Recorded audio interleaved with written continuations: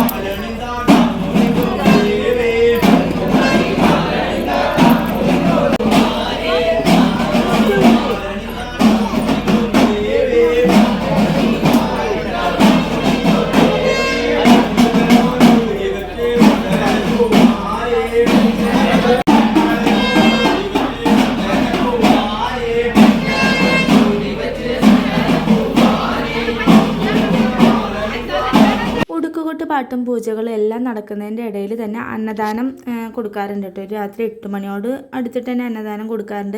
നമ്മൾ ഈ 4 ദിവസത്തെ മാരിയമ്മൻ പൂജയുടെ പരിപാടിയിൽ ഫസ്റ്റ് ദിവസം ഉച്ചയ്ക്കാണ് അന്നദാനം ഉണ്ടാവാറുള്ളത്. അതിന് ബാക്കിയുള്ള 3 ദിവസത്തിലും നമുക്ക് വൈകുന്നേരം ഒരു 8 മണി ടു ഒരു 9:30 ആ ടൈം വരെയൊക്കെയാണ് അന്നദാനം ഉണ്ടാവാറുള്ളത്. അത്യാവശ്യം നല്ല പോലെ തിരക്കുണ്ടായിരുന്നു. പിന്നെ ഇപ്രാവശ്യം മാരിയമ്മൻ പൂജയുടെ ഒരു പ്രത്യേകത എന്ന് വെച്ചാൽ, പ്രത്യേകത അല്ല കേട്ടോ, അത് പൊതുവെ എല്ലായിടത്തും ഉള്ളതാണ്. പക്ഷെ ഞങ്ങളുടെ ഇവിടെ ആദ്യമായിട്ടാണ് ഞങ്ങൾ കൊണ്ടുവന്നിരിക്കുന്നത്. പെൺപടകളാണ് എല്ലാത്തിനും മുന്നിലുണ്ടായിരുന്നത്. ഞങ്ങളുടെ നാട്ടിലെ എല്ലാ ചേച്ചിമാരും മാത്രമല്ല കേട്ടോ, കുറച്ച് ഏജായ 19 വയസ്സായ ആൾക്കാരും എല്ലാവരും കുഞ്ഞു കുഞ്ഞു പിള്ളേരും എല്ലാവരും കൂടിയിട്ടാണ് വിളമ്പാനായാലും എല്ലാത്തിനും മുന്നോട്ട് വന്നിട്ടുണ്ടായിരുന്നത്.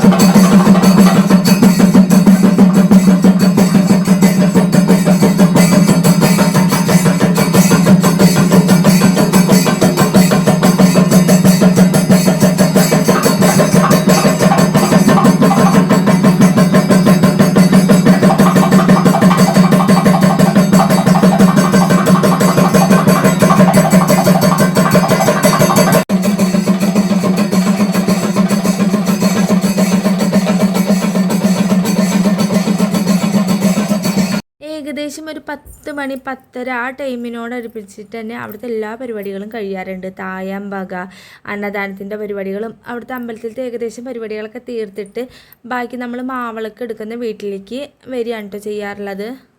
അമ്പലത്തിലത്തെ തായമ്പക കഴിഞ്ഞാൽ തന്നെ അവിടുന്ന് വിളിച്ച് പറയാറുണ്ട്, ഇങ്ങനെ തായമ്പക കഴിഞ്ഞു, നമ്മൾ മാവളക്ക് എടുക്കാൻ പുറപ്പെടുന്നുണ്ട് എന്ന് പറഞ്ഞിട്ട്.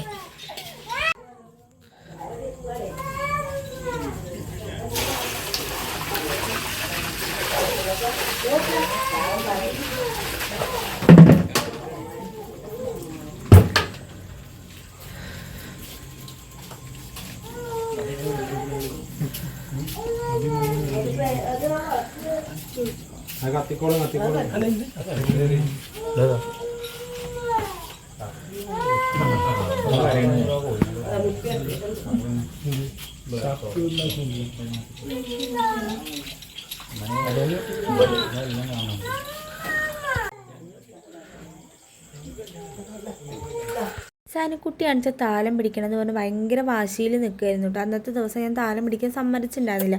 അതിന് കാരണം എന്ന് വെച്ചാൽ അവൾക്ക് പിറ്റേ ദിവസം എക്സാം ആയിരുന്നു. അപ്പോൾ നമ്മൾ ഈ മാവളക്കൊക്കെ കഴിഞ്ഞ് നമ്മൾ തിരിച്ച് വീടെത്തുമ്പോഴേക്കും ഏകദേശം ഒരു 3 മണിയൊക്കെ ആവാറുണ്ട്. അപ്പോൾ ഫുള്ള് ഉറക്കം ഒഴിച്ചിരുന്ന എന്തായാലും എക്സാമിന് പോയി കിടന്നുറങ്ങുമെന്ന് വിചാരിച്ചിട്ടാണ്. അപ്പോൾ നമ്മുടെ 3ാമത്തെ ദിവസം ഇതുപോലെ മാവളക്ക് എടുക്കലുണ്ട്. അപ്പോൾ അന്ന് എടുക്കാമെന്ന് വെച്ചിട്ടാണ് കേട്ടോ.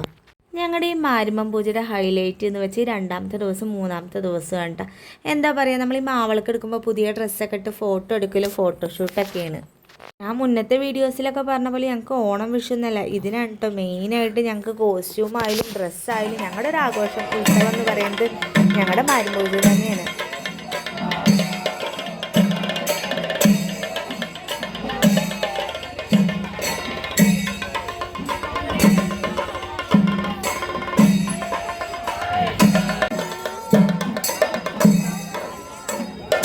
അങ്ങനെ 2ാമത്തെ ദിവസം എത്ര പെട്ടെന്നാലേ കഴിഞ്ഞ് 2:30-3 മണിയൊക്കെ ആയിട്ടുണ്ടായിരുന്നു വീടെത്തിയപ്പോഴേക്കും. എനിക്ക് വീടെത്തിയപ്പോഴോ ഭയങ്കര വിശപ്പ്. നമ്മൾ അമ്പലത്തിൽ നിന്ന് ഭക്ഷണം കൊണ്ടുവന്നിട്ടുണ്ടായിരുന്നു കേട്ടോ രാത്രി. അപ്പോൾ ഞാൻ ആ ഭക്ഷണമാണ് കേട്ടോ കഴിച്ചുകൊണ്ടിരിക്കുന്നത്. എനിക്ക് പുലർച്ചെ ആകുമ്പോൾ ഭയങ്കര വിശപ്പ്. എൻ്റെ മാരിമ്പൂജയുടെ സ്പെഷ്യൽ എന്ന് പറഞ്ഞാൽ ഈ ഒരു രാത്രിയിലത്തെ ഫുഡാണ്. എല്ലാ വർഷവും രാത്രിയിൽ നമ്മൾ മാവളക്ക് കഴിഞ്ഞ് വീട്ടിൽ വന്ന ഒരു കഴിക്കലുണ്ട്. അങ്ങനെ ഫുഡൊക്കെ കഴിച്ച് കുറച്ച് നേരമല്ലോ കേട്ടോ ഇനി രാവിലേക്ക്. അപ്പോൾ എന്തായാലും കിട്ടുന്ന ടൈം വേഗം പോയി കിടന്നുറങ്ങി. എന്നിട്ട് പിറ്റേ ദിവസം രാവിലെ ഇതേപോലെ തന്നെ നമ്മൾ അമ്പലത്തിലേക്ക് പോകണം. അപ്പോൾ പുതിയ വീഡിയോ ആയിട്ട് വരാം. ബൈ.